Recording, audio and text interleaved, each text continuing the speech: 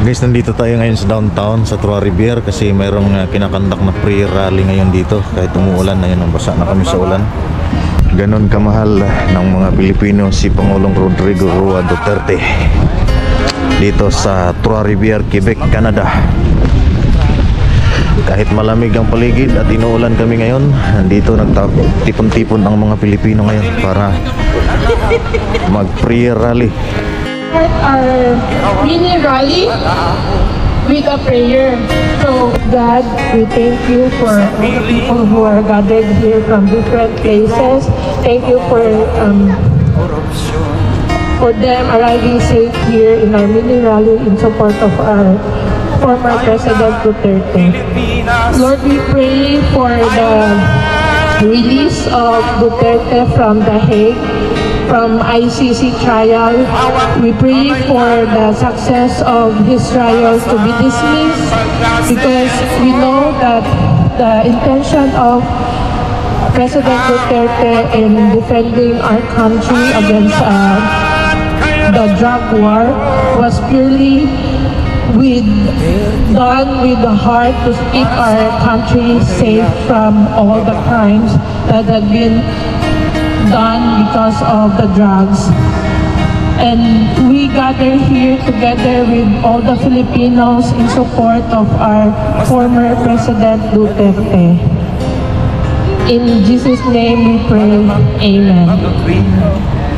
First, I would like to welcome everybody. Salamat po, maraming salamat po.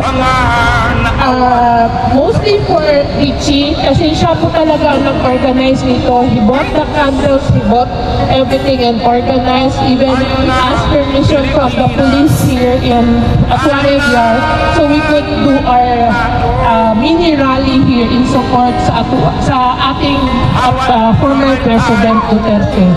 Salamat po na kahit hindi man tayo sobrang dami na andito, love and intention para sa ating former president na hopefully na ma-release siya sa pagka-detain niya sa ICC. This is our from the bottom of our heart, galing sa ating puso. Sana we pray na hopefully ma-release talaga siya sa ICC. Then maybe each one of us could introduce ourselves kung saan tayo galing sa Quebec province at saan tayo galing sa Pilipinas. Ito pala si Isaac Pipino. May apat po akong anak, galing po kami sa Trois Rivières. Kasi nung una kasi last week, sinabi ko sa akin, ano kaya yung pwede natin gawin? Kasi siyempre, papakita natin yung subukan. Actually, this is my first time na mag-organize ng mga ganitong event. Even sa ibang bansa ko, di ako nakikipag-ano eh. Since natas na rin natin yung ano ni Duterte, at saka yung mga nagawa niya, tayo lang din naman nakikilabang, lalo na sa mga passport natin. Pinawang 10 years, diba? So doon pa lang napanalo na tayo, lisensya. Marami. Kaya nagpapasalamat din ako kay Ate Isa kasi dyan siya, nagbabakta. At sa inyo lahat, nag-visit si Ate. Sabi niya, Ate, tuloy na sa'yo. Maraming salamat. Richie, pamilya ko, nandyan yung asawa ko at saka yung anak.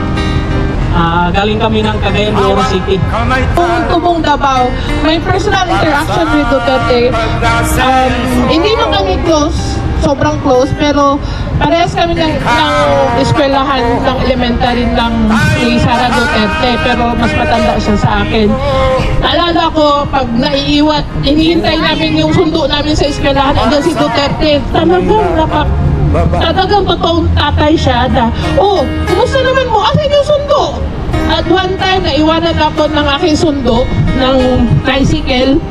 Umuulan pa, then naglakad lang ako papuntang eskwelahan, mga 3 kilometers away. Hinintuan niya ako para ihatid sa bahay namin. Ganon ka mapagmahal si Duterte. Kaya napakasakit na makita siya na 80 years old na. Ang takot ko lang na baka hindi siya makauwi ng buhay.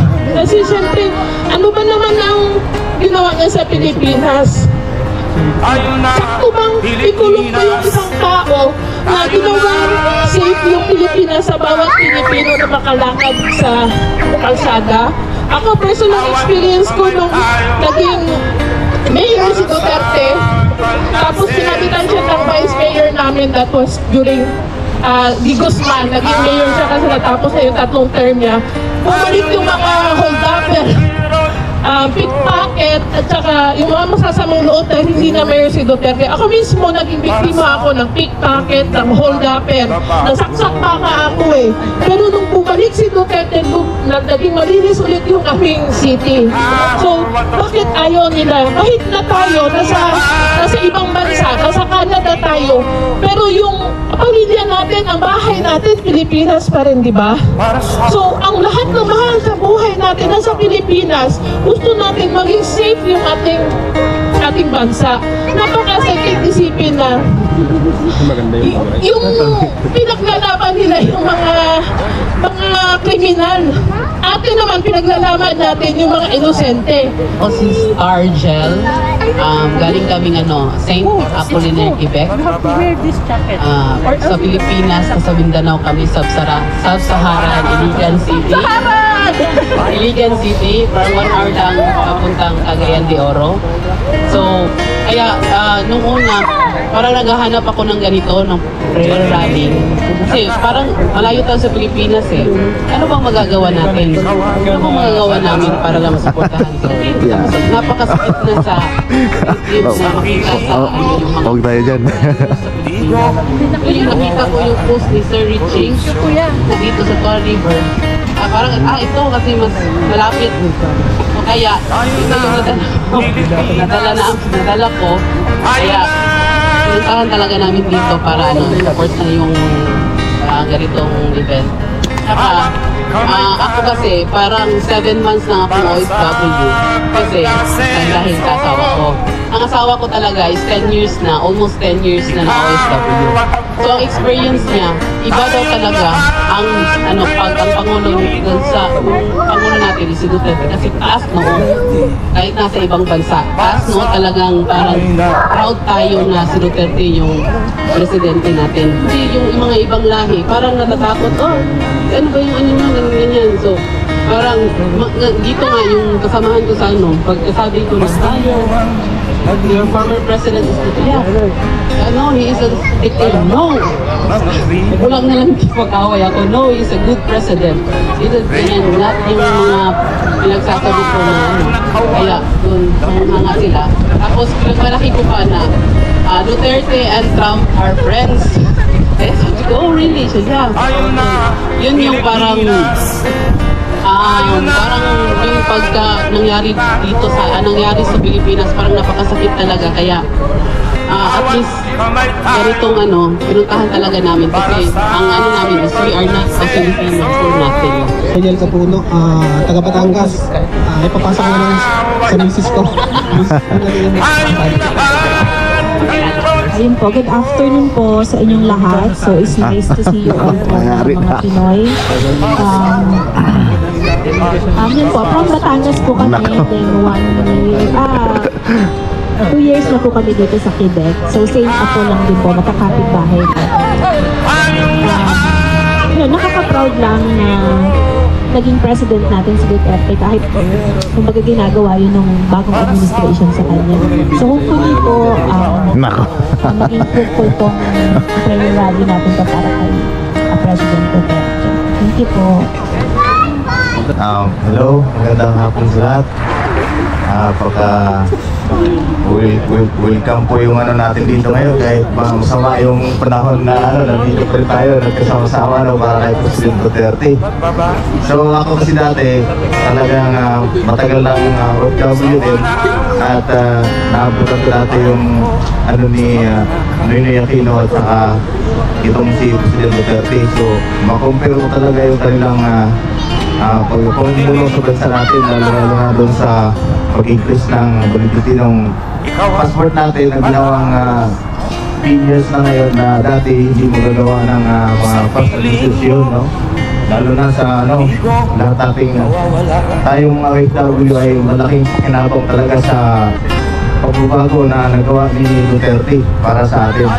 So nararapat lang talaga na ngayon nangangailangan na rin siya ng suporta sa atin kasi dati siyang tumulong sa atin na mga Pilipino. So ngayon, kahit sa kunting bagay lang na ganitong pagtitipon eh, may pakita natin yung suporta sa kanya. So maraming salamat sa ating lahat na nandito ngayon. Mabuhay si Duterte, sana makabalik na ulit sa Pilipinas. Gusto nyo lahat. Ako po ay Mrs. Nick Richie. Ako po napasalamat sa inyong lahat dahil gano'n po kayo. Pinuportahan niyo po yung plano ni Richie at sa kanyang natin. Yan lang po. Magandang hapon po sa ating lahat, no? We are from Donnacona. And we are proud from Sub-Sahara, Davao, Mindanao. Galing po kami ng Mindanao. Last week po, na-experience ko na sana may prayer rally din dito sa Cebu. And sa initiative po ni Richie na nabasa namin sa post ko, sabi ko sa asawa ko na si Donkey, o ito yung pagkakataon, pupunta tayo. Sana po ito yung pagtipon-tipon natin na ibalik po si President Duterte sa ating bansa. 52 years old na.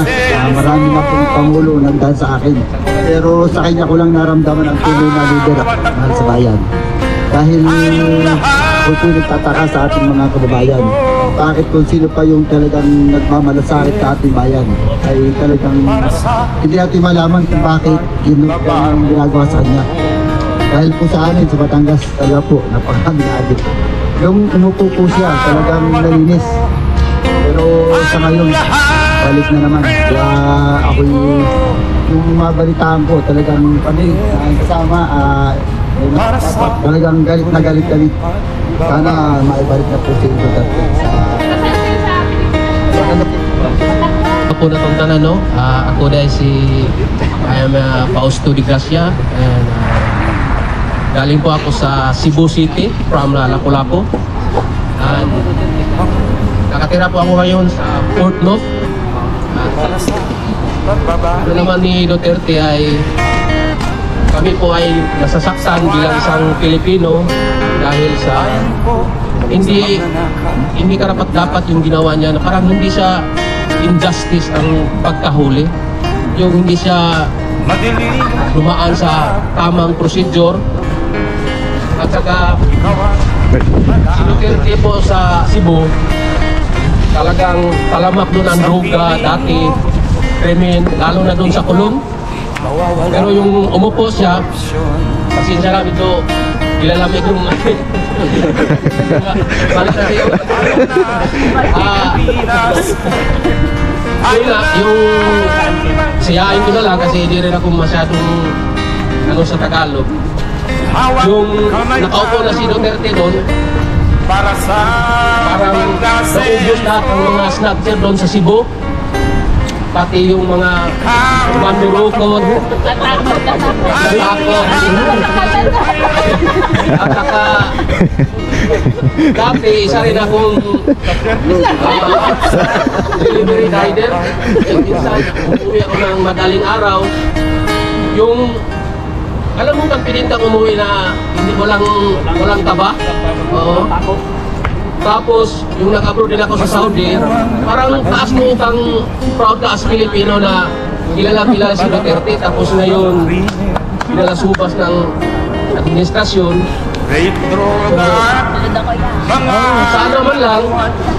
Sana man lang makauwi na siya. Kasi retirement, ano na siya eh. Basta maabutan pa siya ng, alam mo na, doon sa maabutan, hindi kasi katanggap-tanggap, lalo na kung may masamang mangyari sa kanya. Iwan ko lang kung ano mangyayari sa Pilipino na ano natin. So yun lang at God bless all. Pag-iisa natin sa layunin at ito lang yung masasabi natin, magagawa natin kahit mas malayo tayo. Supportan natin yung kay. So sana may balik na siya sa Pilipinas at doon siya makapagsalita ng mga kaarawan niya. So sana maging maayos yung proseso ng kaso niya sa ISIS. Yun lang po. Salamat sa lahat. Mabuhay po lahat. Isang bagsak! Bring him home! Bring him home! Duterte!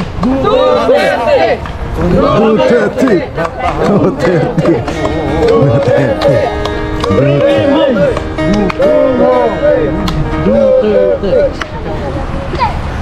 Pilipino.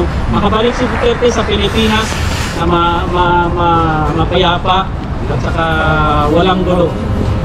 Yan lang at maraming salamat. Sa pagbabago, sawa na ang bayan ko sa magnanakaw na trapo.